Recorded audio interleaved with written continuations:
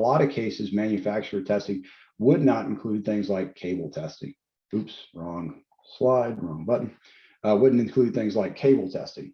And so once again, this is another offering that we do to make sure that the system's going to operate properly. Because once again, an untested cable, you don't know its condition. Untested transformers, you may not know their condition.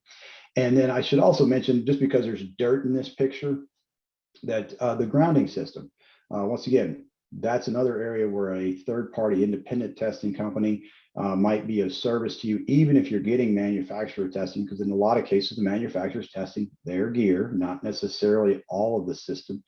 And part of what we want to have, of course, for arc flash safety is a properly grounded system.